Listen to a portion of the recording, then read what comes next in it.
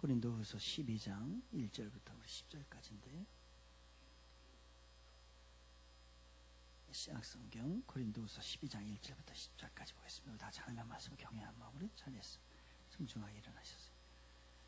우리 1절부터 우리 10절까지 같이 정중하게 합독합니다. 시작. 무익하나마 내가 부득불 자랑하노니 주의 환상과 계시를 말하리라. 내가 그리스도 안에 있는 한 사람을 아노니 그는 14년 전에 셋째 하늘에 이끌려 간 자라. 그가 몸 안에 있었는지 몸 밖에 있었는지 나는 모르거니와 하나님은 아시느니라. 내가 이런 사람을 아노니 그가 몸 안에 있었는지 몸 밖에 있었는지 나는 모르거니와 하나님은 아시느니라. 그가 낙원으로 이끌려가서 말로 표현할 수 없는 말을 들었으니 사람이 가히 이르지 못할 말이로다. 내가 이런 사람을 위하여 자랑하겠으나 나를 위하여는 약한 것들 외에 자랑하지 아니하리라. 내가 만일 자랑하고자 하여도 어리석은 자가 되지 아니할 것은 내가 참말을 함이라. 그러나 누가 나를 보는 바와 내게 듣는 바에 지나치게 생각할까 두려워하여 그만두노라. 여러 계시를 받은 것이 지극히 크므로 너무 자만하지 않게 하시려고 내 육체에 가시고 사탄의 사자를 씌었으니 이는 나를 쳐서 너무 자만하지 않게 하려 하심이라. 이것이 내게서 떠나가게 하기 위하여 내가 3번 주께 간구하였더니 나에게 이르시기를 내 은혜가 내게 족하도다. 이는 내 능력이 약한 데서 온전하여 짐이라 하신지라. 그러므로 도리어 크게 기뻐함으로 나의 여러 약한 것들에 대하여 자랑하리니 이는 그리스도의 능력이 내게 머물게 하려 함이라. 그러므로 내가 그리스도를 위하여 약한 것들과 능력과 궁핍과 박해와 공고를 기뻐하노니 이는 내가 약한 그때에 강함이라. 아멘. 앉으시면서 앞뒤 잡아 한번 인사 나눌까요? 사랑합니다. 감사합니다. 예, 잘 나누세요. 예. 오늘 같이 제목 한번 따라 해볼까요? 하나님이 파놓은 웅덩이. 지난주에 어떤 분으로부터 이렇게 전화가 왔어요. 전화가 와가지고 자식이 있는데 자식이 교수가 되었다는 거예요. 얼마나 자랑하고 싶었어요. 교수가 됐으니까. 그래서 제가 전화 안 했는데 전화가 왔어요. 그래서 참 축하한다. 얼마나 훌륭한 일이냐, 얼마나 자랑스러운 일이냐라고 했어요. 그랬더니 계속 얘기하는 거예요. 경쟁자가 얼마였으며 거기에 지원한 사람이 몇 명, 얼마 스펙이 어떤데 그 중에 됐다는 거예요. 전 하나도 안 물어봤습니다. 전혀 물어보지도 않았는데 계속 얘기해요. 그래서 저는 이제 할 말이 없으니까 잘했다, 축하한다. 그랬더니 계속해서 계속 이야기하는 거예요. 다 듣고 전화를 끊었어요. 전화를 끊고 나는데 전화를 끊고 나니까 생각이 제가 많아졌어요. 사람 생각이 많았어요. 그걸 곰곰이 생각해 보니까 그게 아주 잘한 일이에요. 그리고 축하할 일이고 축하받을 일이고 자랑할 일이고 자랑할 만도 한 일이고, 그래서 그런 일 같아요. 그래서 다시 제가 전화를 했어요. 그런데 문제가 있잖아요. 이거를 이야기하는 건 좋다. 근데 자랑거리를 듣는 우리들은 쏙 그렇게 좋지가 않아요. 그래서 제가 다시 전화를 했어요. 진짜 다시 전화를 해가지고서 참 훌륭한 일입니다. 너무너무 잘한 일입니다. 가문의 영광입니다. 그렇게 해서 자랑을 하고 그렇게 얘기를 하고 난 다음에 그런데 너무 자랑하면 사람이 싫어합니다.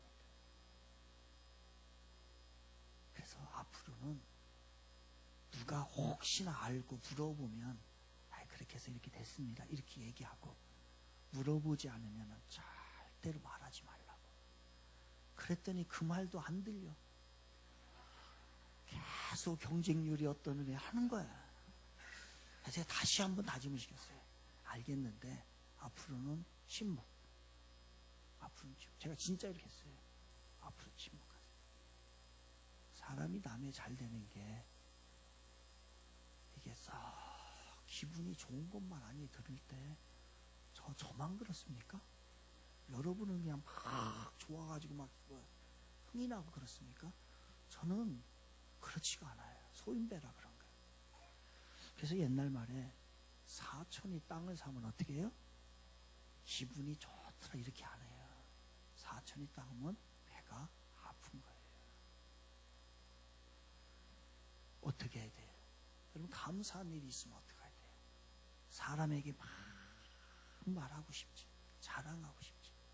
그러지 말고 조용히 하나님 앞에 감사원금 봉투 찾아가지고 거기에다가 하나님 이렇게 해주셔서 감사합니다. 다 하나님이 하신 일입니다. 이렇게 해야 하는데 이건 안 하고 그냥 연락도 안 하는 사람 연락하고 평소에 만나지도 않은 사람 왜 이렇게 만나고 싶어? 특별 새벽 예배 교회에서 하면은 뭐라고 해야 되냐면 잠이 많아서 못 나온다는 거야. 근데 자랑거리 생기면 잠도 안 와. 잠도 안 와가지고 몇 날 며칠 밤을 꼴박 새도 빨리 새벽이 밝아가지고 누구 만나가지고서 이렇게 자랑거리 하고 싶은 마음이 생기는 거예요. 그럼 그 소리 들었을 때에 좋아할 사람 별로 없어요. 저 자랑거리가 생기면 하나님 고맙습니다. 그래서 하나님 앞에만 하려고 그래야 돼요. 내가 또 전화를 또 했어. 당사자에게 전화해가지고 그래 축하한다. 그러나 교수라고 하는 것은 우리나라의 지성인을 상징한다. 어느 사회에서나. 그러면 그만한 부담감이 있는 거예요. 거기에 맞는 행동과 말과 삶을 살아야지. 그거 어디에서 내가 이만큼 됐다고 자랑하면 절대로 안 돼. 라고 하면서 신신당부를 했는데 아마 또 하고 다닐지도 몰라. 사람마다요. 자랑거리가 생기면 자랑하고 싶어서 난립니다. 그래서 오죽했으면은 어떻게 해요? 돈 내놓고 자랑하라는 말이 나왔어요. 돈 내놓고. 요즘에는 우리 할머니 할아버지들 이렇게 손주 자랑하고 싶어가지고서 얼마든지 돈 내놓고 다니는 거예요. 내놓고서도 하고 싶은 게 이거는요 다 똑같습니다. 그런데 우리에게는 이렇게 자랑거리가 있어요. 자랑거리가 있는데 자랑거리만 있는 것이 아니고요. 우리는 말 못할 약점거리도 있습니다. 참 하나님 공평해요. 누구에게나 자랑거리가 있지만은 누구에게나 한 번도 말하지 못한 감추고 싶은 약점, 그 약함이 우리 안에 있습니다. 저도 있어요. 저도 한 서너 가지 있는데 이거 한 번도 얘기 안 했어요. 하면 창피할까 봐. 너무너무 약점이라. 누가 알까 봐 겁이 납니다. 때로는 가정사의 약점이 있지요. 얘기하고 싶지 않아요. 신체의 약점이 있지요. 학벌의 약점도 있고 정신적인 약점도 있고 어떤 사람은 성격의 약점이 있어요. 성격이라 다 좋은 게 아니에요. 약점. 어떤 사람은 나쁜 습관이 있어요. 어떤 사람은 성적인 또 약점이 있어요. 이런 것이 다 약점이 있어요. 그런데 이런 약점 때문에 우리가 얼마나 힘들었는지 몰라요. 어떻게 보면 이거 열등감이기도 합니다. 그래서 우리에게 있는 웃음을 다 뺏어갔고요. 우리가 당당하지 못하게 했고요. 이 약점 때문에 얼마나 우리가 밤을 이루지 못하고 힘들어했는지 모릅니다. 사람마다 자랑거리가 있는가 하면 사람마다 이렇게 약점거리가 다 있습니다. 오늘 본문에 사도 바울이라고 하는 사람이 나와요. 이 사람 먼저 자랑거리 뭐부터 볼까요? 가문이요. 가문으로 이야기하면은요. 그 시대의 최고의 가문에 속한 그 자녀로 태어난 게 누구냐면 사도 바울이에요. 경건파의 바리새파. 뭐 말할 거 없습니다. 최고의 가문이에요. 그리고 학벌을요. 그냥 좋은 대학교 나온 정도가 아니고 좋은 대학교 중에서도 수석으로 들어가고 나오고 모든 거 하면 무조건 1등 할 정도로 머리가 비상하고 좋은 환경을 가졌던 사람이, 학벌을 가졌던 사람이 사도 바울입니다. 그래서 그 시대의 최고의 율법 학자. 학벌, 가문, 지위가요 최고 중에 최고라는 얘기예요. 더군다나 저는 이게 더 부러운데, 그가 신앙의 자랑거리예요.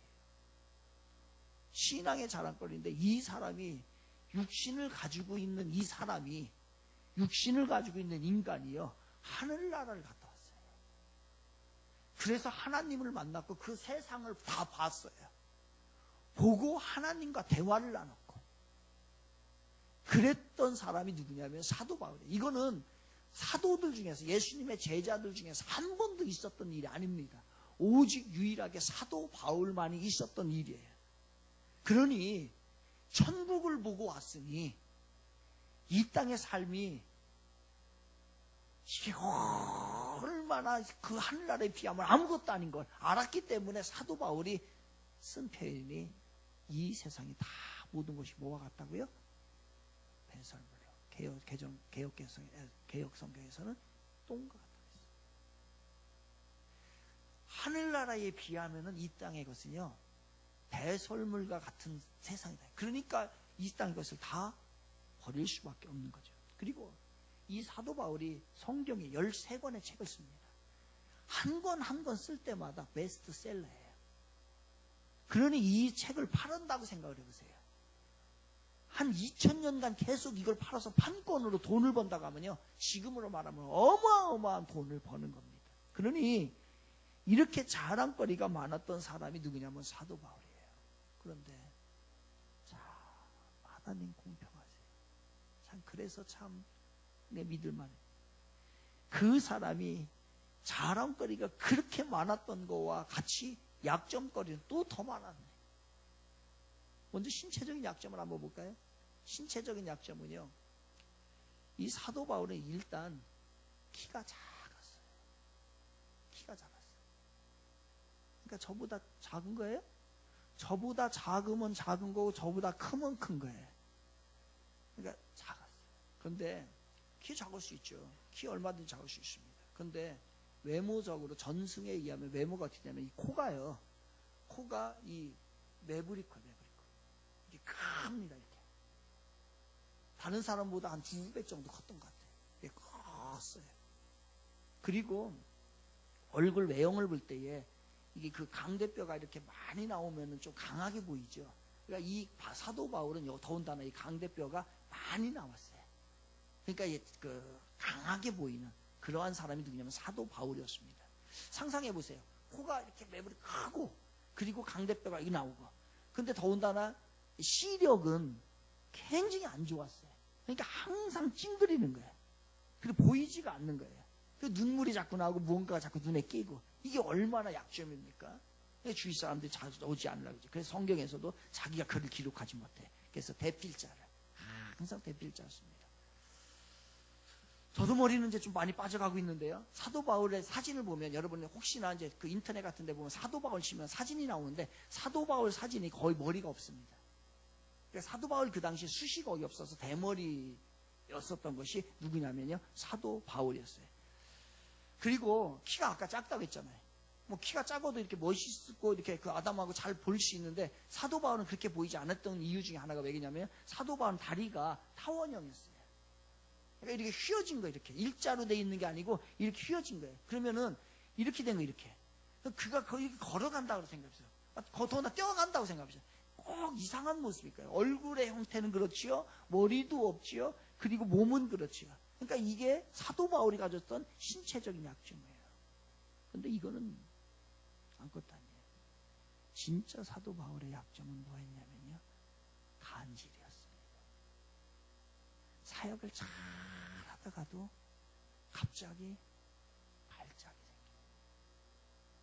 그래서 사도 바울은 이게 마음의 상처가 컸어요. 돈이 없어도 좋고, 결혼 안 해도 좋고, 그러나 사역에 방해되는 이것만 없었으면 좋겠는데 라고 하는 게 사도 바울의 마음이었어요.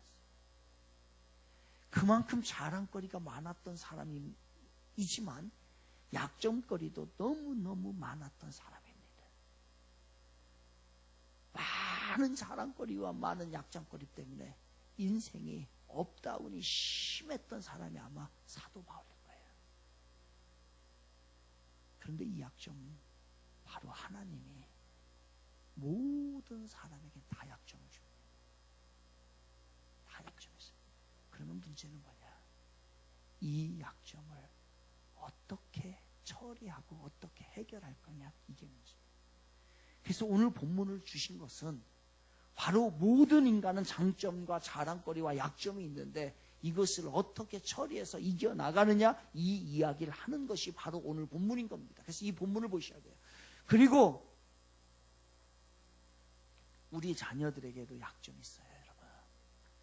그 자녀들에게 정신적인 약점, 환경의 약점, 신체의 약점, 어떻게 보면 나중에 학벌의 약점도 생길 수 있고 여러 가지가 생겼을 때 뭐라고 얘기를 해주시겠어요? 그 약점이 있을 때에 우리 자녀들에게 약점 볼 때 여러분 뭐라고 얘기를 해주겠어요? 그 약점 때문에 인생이 망가질 수도 있는데 그렇다면 그 자녀들에게 뭐라고 얘기를 해주겠어요? 어떻게 극복하라고 얘기를 해주겠어요? 그래서 이 말씀을 주신 거예요. 먼저 사도 바울은 이 약점 때문에 어떻게 하냐면요, 하나님 앞에 3번 기도합니다. 모든 문제의 해결의 첫 출발은 기도입니다. 믿으면 아멘 합시다. 모든 문제 해결의 첫 걸음은 기도로부터 시작돼요. 여러분이 해결할 수 있는 건 여러분이 해결하세요. 그러나 인생에 있어서 해결 못하는 문제가 너무너무 많다는 거예요. 그러면 그때는 뭐 하는 거냐? 하나님 앞에 기도하라고 하는 사인이에요. 문제가 생기면 아무 말도 하지 마세요. 아무 생각도 하지 마세요. 생각해도 옳지도 않아요. 생각을 한다고 해가지고 그 생각이 나를 구원해주지 못해. 해결되지 않아요. 그러니까 문제가 생기면은 어떻게 해야 되느냐? 무조건 생각도 하지 말고 기도할까 말까 이 얘기도 하지 말고 무조건 엎드리는 거예요. 이게 우리가 해결할 수 있는 방법인 것입니다. 아니요, 이것도 사실은 아니에요. 이것도 답이 아니에요. 진짜 답은 뭐냐면 크리스찬의 삶의 의무, 일반 의무 중에 하나가 뭐냐면 기도예요. 기도는 꼭 문제가 있어서 하는 일이 아니에요. 항상 하여야 되는 게 기도인 것이에요. 바로 문제가 있기 때문에 내가 기도한다, 이거는 아니야. 이거는 조금 아직까지 부족한 부분이 너무너무 많아요. 그러나 우리들의 삶 가운데 문제가 있다는 얘기예요. 그래서 이 문제가 있을 때는 어떻게 하라고요? 주님 앞에 나와서 기도하면은 해결될 줄로 믿습니다. 그래서 이것에 대해서 예수님께서 이런 문제가 생겼을 때 염려하지 말라, 염려하지 말고. 그 염려부터 합니다. 그런데 저도 염려를 엄청나게 해봤고 밤새도록 해본 염려예요. 아마 지금까지 염려했을 거예요. 그런데 해결 하나도 안 돼. 마음만 상하고 몸만 상하고 그 다음날 일어나면 머리만 아파요. 그리고 그 염려를 해도, 그래서 예수님 이렇게 말씀하신 것 같아요. 마태복음 6장 27절에 보면 너희 중에 누가 염려함으로 그 키를 한 자라도 더할 수 있겠느냐. 맞습니다. 염려해도 안 돼요. 염려를 했더니 문제가 해결되더라라고 했던 사람 손 들어보세요. 없습니다.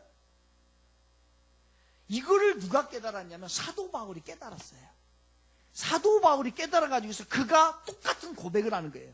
빌립보서 4장 6절 7절에서 아무것도 염려하지 말라. 이거는 인간이 얘기한 겁니다. 다만 모든 일에 기도와 간구로 너희 구할 것을 감사함으로 하나님께 아뢰라. 그리하면 모든 지각에 뛰어난 하나님의 평강이 그리스도 예수 안에서 너희 마음과 생각을 지키시리라. 염려하지, 사도 바울도 염려하지 말라는 거예요. 여러분, 우리 크리스찬들은 염려하는 사람들이 아닙니다. 염려는 필요 없어요. 염려하지 말라는 거. 염려가 기도 제목이 돼야 될 줄로 믿습니다. 염려는 없는 거예요. 뭐가 있는 거예요? 기도 제목이 있는 거예요. 이 얘기를 성경에 하나님께서 하시는 얘기예요. 염려하지 마. 시편 50편 15절에서 환난 날에 나를 부르라. 내가 너희를 건지리니 내가 너를 영화롭게 하리라. 우리가 환난 당할 때 어떻게 하라는 얘기예요? 우리가 해야 할 일이 뭐라는 얘기를 하고 있습니까?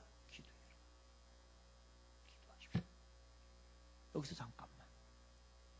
여기서 잠깐만.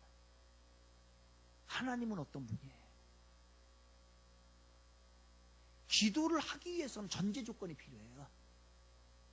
기도하기 위해서는 전제 조건이 필요한데 이 하나님이 어떤 분인가를 알지 못하면 기도가 안 됩니다. 기도할 필요도 없고 기도가 해야 될 이유도 몰라요. 하나님은 신실하신 하나님이에요. 그리고 그 신실하신 하나님은 우리의 기도를 들으시고 반드시 응답해 주신다는 거예요. 믿으면 아멘 합시다. 이분이 여러분이 믿는 하나님이에요. 그래서 뭐라는 거예요? 그분의 이름을 붙잡고 기도하라는 얘기예요. 그러면 우리 하나님이 살려준다. 사람에게는요, 오늘 제목이 뭐냐면 하나님이 파놓은 웅덩이에요. 여러분, 사람이 파놓은 게 아니고 내가 살다 보니까 파진 게 아니고 하나님은 인간에게 자랑거리와 약점을 다 주셨다니까요.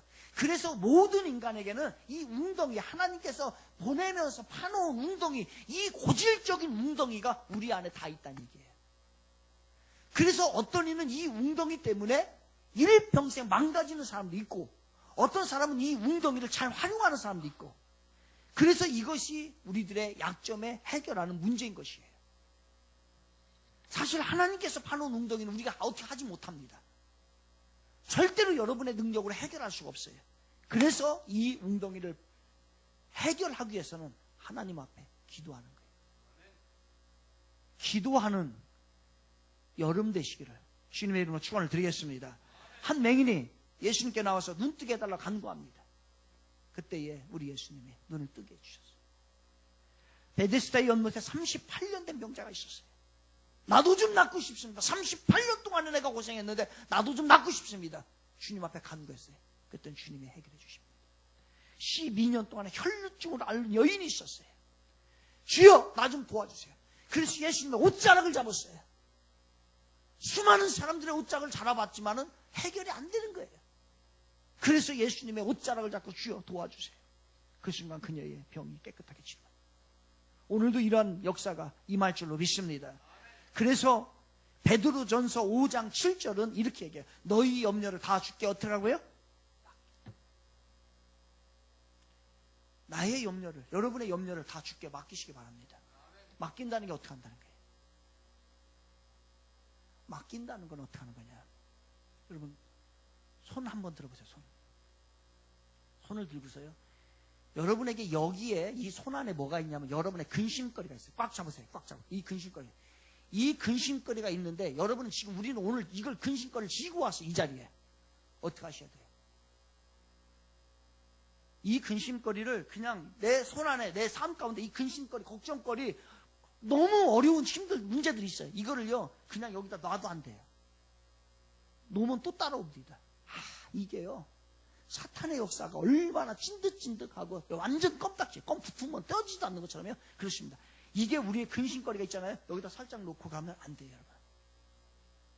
이 근심거리를 어떻게 해야 되냐? 너희 염려를 다 주께 맡기라. 이 맡기라 할 때 이 염려를 집어 던져버리라는 거예요. 다시 한번 이거 가서 던지다. 시작. 그렇게 던져서는 안 돼요. 여기에 붙어 있어도 안 떨어져. 이게 안 떨어진다니까, 진짜. 이게 안 떨어지고 이거를 잡고서 진짜 내가 던질 수 있는 만큼 최선을 다해서 던져버리는 거예요. 그래야 이게 어디로 붙냐? 이게 어디로 붙게 되냐면 이게 예수님 앞에 붙게 되는 거예요. 던졌는데 예수님 안 붙어. 이러면 해결이 안 되는 거예요. 이거를 잡고서 완전히 예수님한테 완전 예수님 던져버릴 수 있도록, 거기까지 갈 수 있도록 확 던져버리는 거예요. 그래서 이 베드로전서 5장 7절은 뭐 어떻게 영어 성경 어떤 cast on him이라고 했어요. cast는 내 던져버려라. 힘이 있는 대로 잡고서 던지는데 on him, 누구예요? 힘은 예수 그리스도입니다. 예수 그리스도, 오늘이라고 하는 전치사는 잘 아실 거예요. 접촉의 전치사예요. 붙는 거예요. 그러니까 내가 던져서 누구에게 붙이라는 거예요? 예수 그리스도에게 붙여버리라는 거예요. 그러려면 이걸 붙여버려야 되는데 어떻게 던져요? 이렇게 던지면 안 돼요. 해서 이걸 완전히 이렇게 던져야 돼요. 이렇게. 이것도 안 돼. 여기까지. 저는 지금 어디까지 붙이려고 하냐면 제 아내까지, 제 아내 이순주 사모님 데까지 하려고 했는데 집사님이 사랑스러워가지고 뭘 그렇게 하세요. 집사님 여기 닦으세요. 예, 닦으세요. 예, 닦으십시오. 그렇게 해야지. 진짜 내가 있는 힘을 다해서 캐스트 던져라. 어디까지? on him. 예수 그리스도에게 붙을 때까지. 뭐를? all your anxiety. 당신의 모든 근심을 던지십시오. 예수 그리스도에게. cast all your anxiety on him이라고 나와야 돼요. 여기서 그러니까 또 맡기다라는 단어는 그냥 대충 기도하고 마는 정도가 아니에요. 안 떨어집니다. 마귀가 얼마나 강한지 안 떨어져요. 해봤잖아 우리. 기도 대충 해가지고서 잘 안 되잖아. 그러니까 이거를 내 몸을 투수가 커쇼가 공을 최고의 투수가 최고의 속력으로 던지는 것처럼 던질 때에 맡겨들 때에 하나님의 역사가 일어날 줄 믿습니다. 여러분 그렇게 해보십시오. 안 되나? 대충. 그런데 그렇게 하니까 돼요, 안 돼요? 그렇게 기도해보니까, 왜냐하면 여기서 대답이 안 나오는 이유가 있어요. 왜? 여러분이 나름대로 기도를 해봤거든. 그런데 기도가 돼요, 안 돼요? 아니, 기도가 되는 게 아니라 응답이 됐어요, 안 됐어요? 안 되는 일이 있더라는 거예요. 그래서 여러분이 기도를 포기하면 돼요. 이것만이 응답 아니에요? 사도 바울이 3번 기도했던 얘기는, 유대인들은 3번 기도하고 응답이 안 되잖아요. 그럼 거기서 딱 스탑해버립니다. 딱 멈춰버리고, 아, 이거는 이 뜻대로 응답이 안 되고 다른 뜻대로 응답이 된다라고 생각을 해서 다른 일에 순종해버립니다. 이게 유대인들의 법칙이에요. 그래서 성경에서 몇 번 3자라고 하는 것은 완벽한 것을 이야기해요. 3번 기도한 거예요. 3번 기도했어, 안 됐어. 그럼 하나님이 야, 이 뜻이 아니구나. 그리고 난 다음에 사도 바울이 그 자기가 가지고 있던 약점 해결이 안 됐어요. 하나님 앞에 간절히 기도했는데 어떤 문제는 제거가 됩니다. 이렇게 제거가 돼요. 그런데 어떤 문제는 제거가 안 될 때 있어요. 그건 뭐 그렇습니까? 그거는 나에게 그 문제를 이길 수 있는 힘을 주시기 위함입니다. 그게 하나의 응답이에요. 우리가 이겨나갈 수 있도록 그 문제를 했어요. 예수님이 겟세마네 동산에서 하나님 앞에 기도합니다. 하나님, 이 십자가, 이 잔을 좀 내게 멀어지게 해주십시오. 이 잔을 좀 이겨나게 옮겨주십시오. 고난의 잔이기 때문에 이 잔을 좀 나에게 옮겨주십시오. 라고 하나님 앞에 기도했는데 그 기도가 응답이 됩니까? 안 됩니다. 그를 몇 번 얘기했냐면 예수님도 3번 하나님 앞에 기도했습니다. 안 된 거예요. 딱 거기서. 끝나고 난 다음에 그러면 이 잔을 십자가의 고통을 이길 수 있는 힘을 하나님이 예수님에게 허락해 주십니다. 이게 약점을 이기는 방법이에요. 약점이 있을 때 약점이 제거가 돼요. 제거가 안 되면은 하나님이 우리의 그 약점을 제거를 해 주시기도 하지만 안 될 때는 이길 수 있는 능력을 우리에게 주신다는 거예요.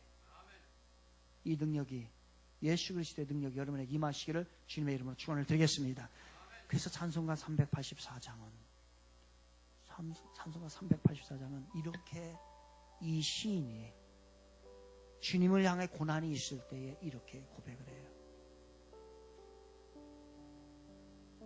나의 갈 길 다가도 예수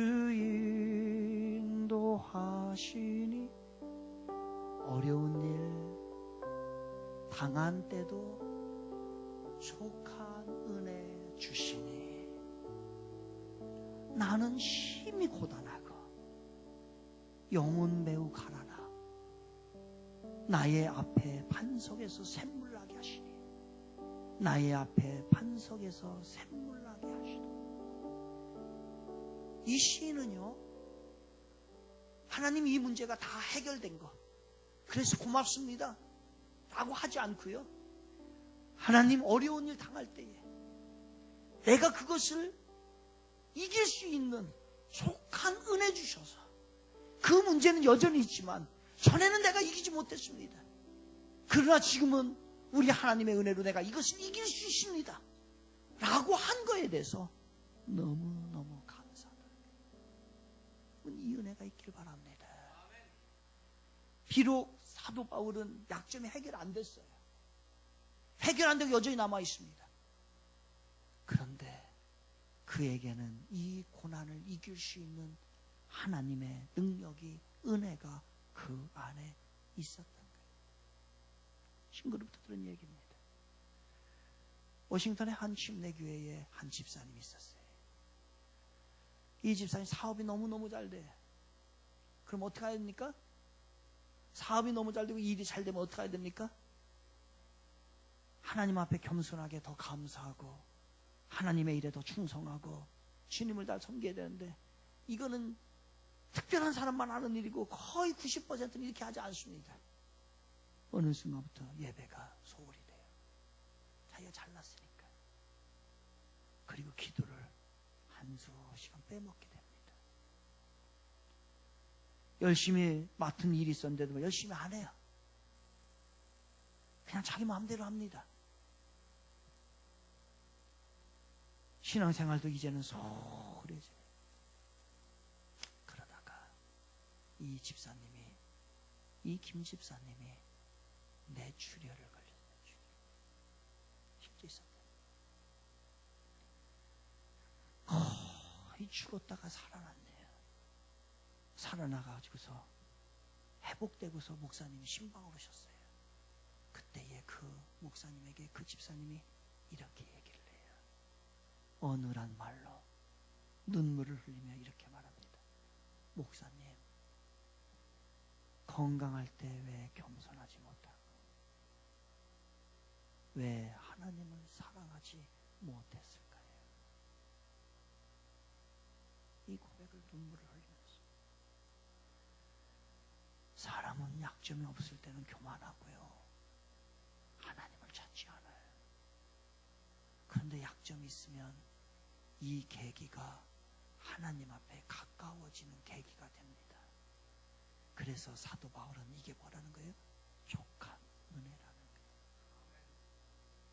세상 거 다 가졌는데 하나님을 멀리하는 것이 아니라, 잃어버린다 할지라도 하나님과 가까이 함이 복이구나, 하나님을 아는 것이 최고구나 라고 생각하고 살아가는 것, 이게 바로 파놓은 웅덩이를 이겨나가는 방법입니다. 이제 어떻게 하시겠어요? 자랑할래요, 안 할래요? 아니요. 자랑해야 할 게 있어요. 9절 보겠습니다. 9절 제가 읽어드릴게요. 나에게 이르시기를 내 은혜가 내게 족하도다. 이는 내 능력이 약한 데서 온전하여 짐이라 하신지라. 그러므로 도리어 크게 기뻐함으로 나의 여러 약한 것들에 대하여 자랑하리니, 자랑해야 되는데 뭘 자랑한다고요? 이는 그리스도의 능력이 내게 머물게 하려 함이라. 이제 뭐 자랑해요? 예수 그리스도. 하나님이 도와줬구나. 그래서 내가 잘나서 이만큼인 줄 알았는데 그게 아니고 하나님이 나 도와줘서 하나님의 능력으로 오늘 내가 이 자리에 있구나. 이거를 자랑하는 얘기. 진짜 자랑거리는 이겁니다. 아멘. 김혜동 성도님, 아멘이시죠? 잠깐 나오셔요. 마이크 하나 줍시다.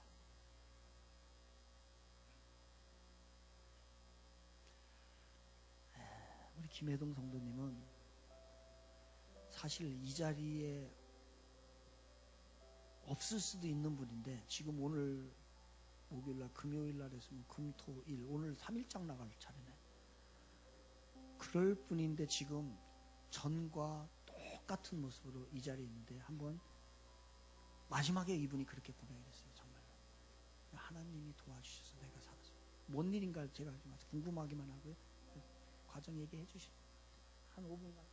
예.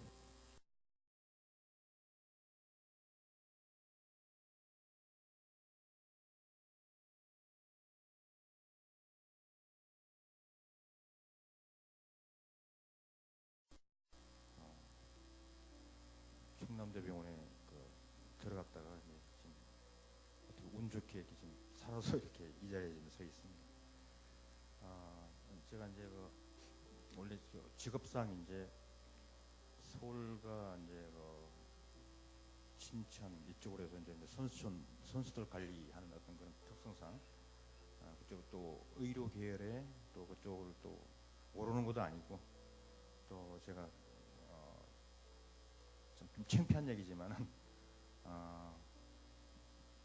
생리학, 병리학, 기초의학을 갖다 강의하는 또 현직 교수로서 대학 교수로서 그렇게 또 하면서도 본인 스스로 건강 관리를 못하고 이렇게 또 그런 일을 당했다는 것 자체에 대해서 참 말 그대로 어떤 뭐랄까 그 자만심이죠.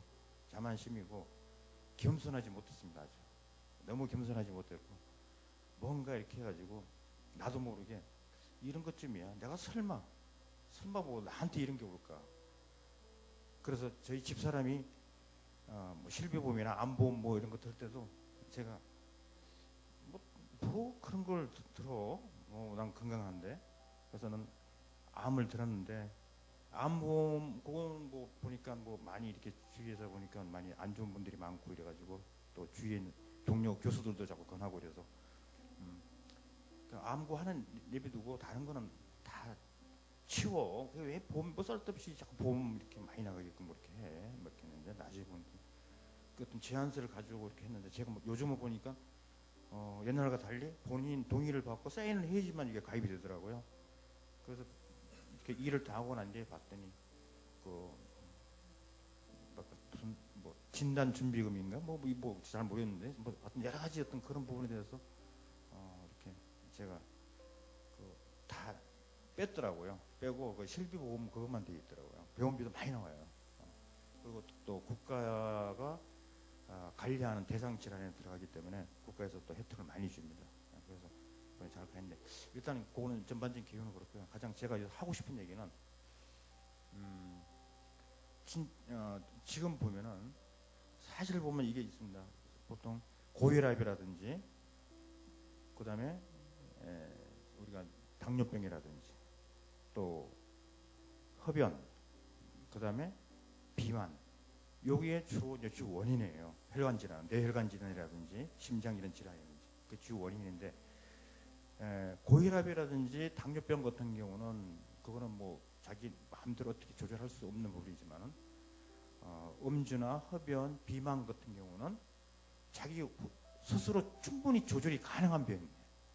그러니까 저 같은 경우는 그런 혈압도 정상, 당뇨도 없었어요. 그러니까 성인병 자체가 거의 없었어요.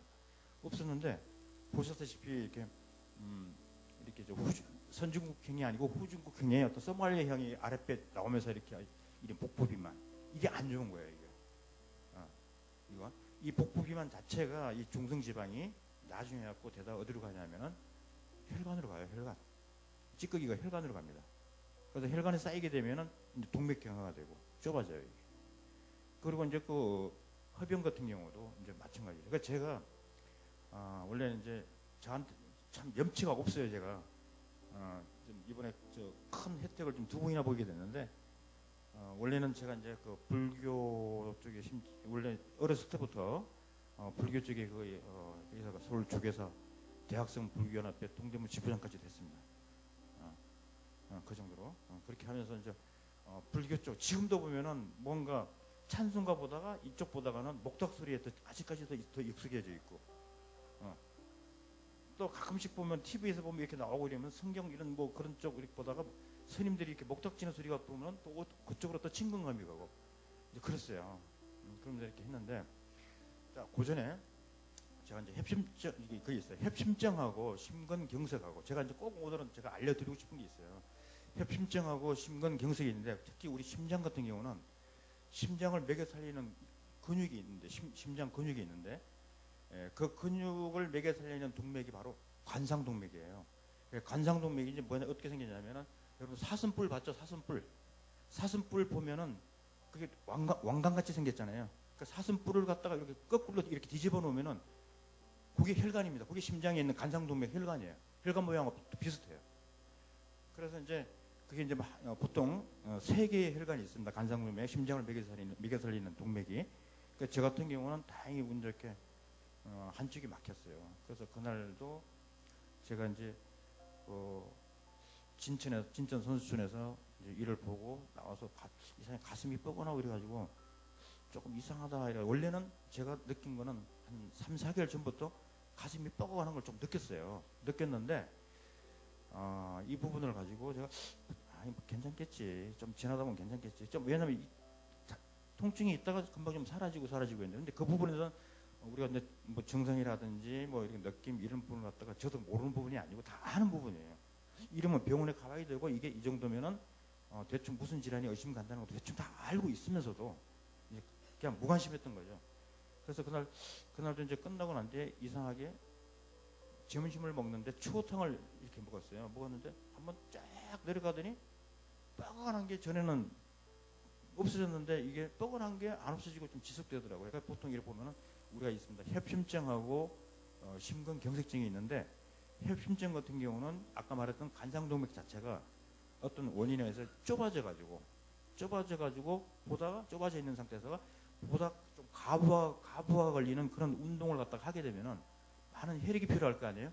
그때 충분한 혈액을 갖다 공급해 주지 못하면은 심장 근육에 부담이 가서 오는 게 이제 좀 뻐근하고 이렇게 협심증입니다. 그러면 그거는 조금 쉬고 안정을 취하면 싹 사라져요. 거의 길어봤자 30분 이내, 보통 뭐 5분, 10분 이내에 다 사라집니다. 통증이 안 하고 움직이지 않으면은. 근데 이제 심근경색증 같은 경우는 간상동맥 혈관이 폐색이 된 거예요. 그게 뭐냐면 혈관이 보면은 구조가 안쪽에 내막이 있고 내막 바로 밑에 근육층이 있어요.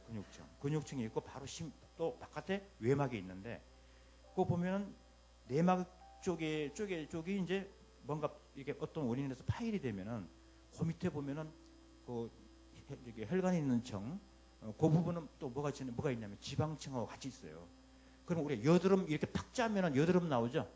그런 것처럼 그 구멍으로 심내막 쪽으로 구멍이 난 쪽으로 속에 있는 지방, 콜레스테롤 이런 것들이 그 혈관 안쪽으로 막 빠져나옵니다. 그러면 이제 그게 이제 뭐냐면 혈액화가 엉켜가지고 혈전이 생겨요. 생기면서 혈관이 금방 두터워지면서 막힙니다. 이게 그러면 이제 그 순간부터 이제 혈액이 못 가게 되면은 심근 자체가 산소와 영양을 공급받지 못하니까 바로 어떻게 개사가 시작돼요. 개사가 시작됩니다. 그래서 제가 이제 그날 이상이 있어가지고 집사람한테 전화를 해가지고 놀랄까봐 제가 직접 운전을 해가지고 바로 일단 대전으로 내려왔어요. 내려와갖고 집사람 연락해서 그래서 만나자 이래가지고 같이 이렇게 갔는데 집사람이 저를 보자마자 얼굴이 왜 이렇게 파랗냐고 말해가지고 그 충남대병원 이제 이제 아는 분한테 연락을 해서 미리 예약을 해놓고 심장내과로 갔어요. 갔더니 교수님이 하시는 소리가 나를 한번 쳐다보고 집사람 한번 쳐다보고 이래 하면서 뭘 하냐면은 지금 현재 나 같은 사람이 이런 질환이 3명이 발병을 하면은 2명은 사망이고 1명은 119에 실려갖고 어떻게 겨우 돌아가지고 나한테 오는데 2발로 걸어서 이렇게 오는 사람 처음 봤대요. 그러면서 나보고 뭐 이것저것 몇 가지 검사하고 난 뒤에 바로 중환자실로 입원을 해야 된다는 거예요. 지금 바로. 그래서 아니 나 지금 이렇게 얘기하고 이렇게 하는데 멀쩡한데 지금처럼 이렇게 멀쩡한데 무슨 중환실까지 들어가야 되냐고 막 그래. 이 질환이 지금은 이렇게 얘기하지만은 한 10분 후에 웃으면서 빠이빠이 하고 그냥 가는 게 바로 이 병이다. 바로 의식이 사라집니다. 화장실 갔다가 못 나오고 안 나와서 가보면 죽은 게 이 병이고 어제 저녁에 얘기 잘하고 잘 지내고 그랬는데 간밤에 안 일어나서 방문 열어보니 죽은 게 바로 이 병이고 그게 바로 이거 심근경색입니다. 그래서 바로 응급실 중환자실 그것도 대학병원 중환자실로 들어가라니까 진짜 뭐 그거 하지 않죠. 그래서 일단은 저 같은 환자를 관리하는 그런 특수병동에 입원을 했는데 간밤에 또 무슨 일이 일어날지 모르니까 심장에다가 이제 일단 모니터링 이거 문이 다 갈고 심전도 이거 다 하고 병원에 가시면 한 대도 달고 삐삐삐삐 심전도 있죠. 그걸 막 달아요. 그래서 멀쩡한데 이거를 왜 달지 나한테? 그럼 막 했어요. 했는데 제가 느낀 게 있어요. 자다가 두 번 어레스트 왔습니다. 이거 심장에 이렇게 순간적으로 멈추는 거 있죠. 그게 두 번 왔어요. 근데 몰랐어요. 근데 저는 죽을 때 굉장히 고통스럽고 힘들고 막 이렇게 뭐 그런 죽는 얘기도 많이 듣고 또 직접 이렇게 보기도 하고 이렇게 했는데 어떤 사람을 보면 아침에 안 일어나서 가고 이제 돌아가신 분 가서 제가 몇 번 봤어요. 심장마비로. 어떤 사람은 보면은 이 손톱이 없습니다. 손톱이 혼자 살라고 벽하고 뭐 어디를 긁었는지 이거 긁고 뭐하고 해갖고 여기 피가 날 정도로 긁고 손톱이 다 살았어요. 숨 넘어가는 그 순간에 얼마나 고통스러운지. 그럼 봤거든요. 봤는데 저는 이제 하다가 두 번 이렇게 어렴풋이 이렇게 어레스토라고 약간 심정적인 부종맥 오면서 이래서 이제 입원하라고 그랬겠죠. 이제 중환자실에서 이제 하라 그랬겠죠. 그래서 그걸 달고 있는데 제가 그때 그 당시에는 꿈을 꾸는데요. 이상하게 뭐랄까 이런 무슨 풀인가 나지막한 이런 평원인데 그리고 옆에 뭐 이렇게 뭐 이상 강 같은 것도 이렇게 흐르고 무슨 풀이지만 꽃인지 파란 조그마하고 그 자줏빛 나는 그런 꽃들이 쫙 이렇게 이 강 주위로 막 돼 있고 막 이렇게 있는데 그렇게 하는데 왜 그렇게 그게 그렇게 평온하고 편한지 모르겠어요. 그 순간에 제가 봤을 때 깨어나기 싫을 정도로 아주 그게 좋았어요. 그쪽으로 자꾸 이렇게 아주 가고 있는데 막 걸어가고 있는데 나중에 집사람이 지연아빠 하면서 막 이러더라고. 왜 이랬더니 여기가 이게 뛰다가 삐삐삐삐삐 하다 삐 하고 가는 거야 이게 하니까 그 순간 놀래가지고 또 깨어오고 또 간호사실에서 쫓아오고 또 이렇게 해가지고 또 몇 번 그게 한 두 번 정도 됐어요. 그래서 이상하게 깨어나기 싫을 정도로 저는 좋은데 나를 깨우더라고. 그렇게 해가지고 그게 두 번 있고 난 뒤에 바로 아침에 6시에 준비해서 7시 경에 이제 응급으로 제일 먼저 이쪽 해갖고 시술을 들어갔습니다. 들어가는데 참 제가 그랬어요. 지금까지 이런 쪽으로 학생들한테 강의도 많이 하고 이런 기본적인 걸 다 알고 그렇게 했음에도 불구하고 이런 부분에 대해서 본인 스스로가 관리를 하지 않고 자만하고 이렇게 하다 보니까 오늘 이제 제가 이제 또 이렇게 환자가 돼서 평생 지금까지 제가 우리 뭐 애들하고 뭐 이렇게 해서 이렇게 뭐 수술방에 몇 번 이렇게 들어보내 보기는 했지만은 제가 수술방에 이렇게 들어가 본 적은 처음이었거든요. 처음이었거든요. 그런데 그 순간에 이상하게 겁이 나는 거예요. 그랬더니 집사람이 목사님한테 기도해달라고 부탁했다 그러고 또 중보기도 또 부탁하고 막 그러니까 잘 될 거야. 자꾸 나 지금 이제 수술실로 이제 밀어넣으면서. 근데 그 순간 그 전까지는 제가 엄청 불안했어요. 많이 넣어보기도 하고 많이 봐보기도 하고 수술방에 제가 들어가서 또 같이 또 다른 것도 해보고 막 했는데도 제가 거기에 누워서 들어갈 때는 이루 그 불안하고 뭐 이런 게 이루 말할 수가 없었어요. 근데 그래도 또 집사람 앞에서 너무 당황하고 또 이런 걸 또 보여주기 싫어서 그래서 속으로는 엄청 그거 했습니다.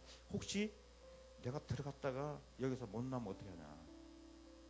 애들한테 좀 이런 얘기 저런 얘기 좀 하고도 싶었고 얘기를 못한 게 또 후회되기도 하고 별별 생각이 다 드는 거예요.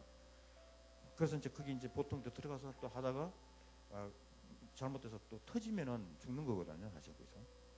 그래서 했는데 처음에는 보통 보면은 30분 정도 30분 원래는 병원에 오는 시간에 30분 내에 도착하게 되고 병원에서가 그 시술까지 해갖고 마치는 시간이 90분 해갖고 120분에 다 끝나야 되는 수술, 끝나야지만 환자가 살 수 있대요. 근데 이제 우리나라 같은 경우는 지금 보면은 병원에 오는 시간이 140분이고, 왜냐면 본인이 괜찮겠지 뭐 어떻게 참고 이렇게 하다가 병원에 오는 시간이 140분이고 병원에서 처치하는 시간이 90분이랍니다. 그래갖고 10명 중에 1명이 죽는 게 이거랍니다. 전체적으로 봤을 때 사망률은 한 38% 정도 되고요. 심근경색에서. 네, 그런 부분이 있고 이래가지고 그거 했는데, 마지막으로 이제 제가 그때 그 순간에 수술방 들어가는 그 순간에 참 염치 없지만 제가 그랬습니다. 다 내려놓겠습니다. 다 겸손하겠습니다. 제가 겸손하겠습니다. 내려놓겠습니다. 다 버리겠습니다. 다 내려놓겠습니다. 제가 그랬습니다. 그 다른 말 하죠. 겸손하겠습니다. 정말 겸손하겠습니다. 다 내려놓겠습니다. 저를 버리겠습니다. 저는 마음속으로 그렇게 기도를 하고 들어갔어요. 들어갔는데 시술을 하는데 30분 만에 끝나는데 저는 1시간 걸렸거든요. 처음에 넣었는데 안 들어가요. 처음에는 이제 넣었는데 처음에는 이거 했는데 두 번째 스턴트 집어넣고 망 쪽으로 해서 이거 또 들어가는 게 그게 뭐 불량인지 뭔지 들어갔다가 안 들어가요. 또 뺐다 또 다른 거 갈아 꼈다가 넣었다 뺐다 빼끔 그러겠어요. 그러더니 그 순간에 들린 소리가 이번에 이거 해서 안 되면은 할 수 없이 열고 우회수를 간상동맥 우회수를 해야 되는데 그것도 시간 꽤 걸리고 그것도 위험한데 6시간 걸린다는 수술이요. 이제 그 수술로 가야 되는데 흉부외과로 옮겨서 수술해야 되는데 시술이 아니고 수술로 가야 되는데 넣었다 뺐다 꼭 제가 그 순간에 왜냐면 마취를 안 시켜요. 마취를 안 시키고 혈관 마취만 하고 바로 이렇게 하니까 다 돌리고 모니터 보면서 한단 말이에요. 그러니까 그 순간에 이게 또 왜 안 되는 거지? 왜 내가 죄를 많이 져서 그러나? 이거 왜 안 되지? 근데 그 순간에 내려놓겠습니다. 겸손하겠습니다. 제가 너무 자만했습니다. 그렇습니다. 그게 어떻게 하다 마지막에 어떻게 세 번째 어떻게 했는데 들어갔어요. 들어가고 그 순간에 그래서 1시간 걸렸습니다. 30분이면 끝나는 수술이에요. 근데 1시간 걸렸어요, 제가. 힘들게 했습니다. 이렇게 해가지고 그걸 뚫고 이렇게 해가지고 나왔어요. 나와가지고 병실에 오니까 조금 지난 뒤 목사님이 저를 이제 병원으로 이제 신방 오셨는데 그 목사님이 저한테 기도해 주시고 전하고 그러고 난 뒤에 목사님 바로 가시고 난 뒤에 저랑 똑같은 이런 시술을 받았는데 바로 제 앞에 옆에 있던 침대에 있던 분이 갑자기 심장에 의뢰스트가 뿌이 하고 오더니 바로 하더니 집사람이 뛰어가고 간호사님 돼갖고 여기 앞쪽 환자 이상하다 그랬는데 옮겼는데 돌아가셨어요. 그냥 같이 있었는데 그분 돌아가신 것도 봤잖아요. 저랑 똑같이 했는데. 네, 그렇습니다. 그래서 목사님이 가시고 난 뒤에 바로 이어서 한 분이 삐 하더니 그냥 돌아가시더라고요. 그래 혹시나 나도 그래서 처음에 들어가면은 이틀간은 중환자실에서 해야 되고 그 다음에 괜찮으면 이틀간은 일반 환자실에서 옮겨가지고 관찰을 좀 하고 괜찮으면 이렇게 퇴원하고 그래야 되는데 그래 이번에 진짜 제가 느낀 게 겸손해야 자만하지 말아야 된다. 겸손해야 되겠다. 내가 모든 걸 다 버려야 되겠다. 이렇게 하고 이번에 진짜 원래는 지금 이 자리에 없어야 되고 안 그래도 집사람 보고 내가 지금 오늘이 발인이지. 그 집사람이 이제 제 생일을 갖다가 이제 8월 7일 날 새로 태어나는 날이라 가지고 생일을 바꾸자고 새로 태어났으니까 그리고 이제 우유도 먹어야 되고 뭐든 되고 이제 새로 태어났으니까 이렇게 지금 이 자리에서 이렇게 또 이런 얘기를 하는 자체가 여러분들의 어떤 중보 기도가 아니었으면 제가 이 자리에 없었을 겁니다. 그 한 번 넣고 넣었다 뺐다 그랬을 때 그게 안 됐을 경우는 제가 참 위험했는데 그 순간 여러분들의 어떤 기도의 힘이 저를 갖다가 살린 게 아닌가 그런 생각이 듭니다. 그러니까 너무 감사드리고 진짜 특히 이제 술, 담배, 비만 그런 거 있는 분들은 이제 지금부터라도 이제 관리하셔야 되거든요. 그리고 앞으로 이 부분에 대해서 또 저한테 궁금한 게 있으면 상의를 해주시면 제가 모든 걸 다 아주 자세하게 해박진부터 해갖고 모든 걸 자세하게 또 설명해드리겠습니다. 그러니까 저한테 또 주어진 다른 어떤 무슨 사명이 있을 것 같아서 그 사명을 완수하고 다시 오라고 하나님이 또 이게 살려주신 것 같으니까 앞으로 열심히 잘 살겠습니다. 감사합니다.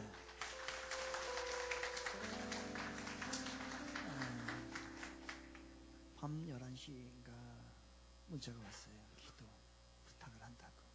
갈 수는 없고 기도하면서 그 다음날 이제 수술 갔는데 가서 제가 이 얘기를 했어요.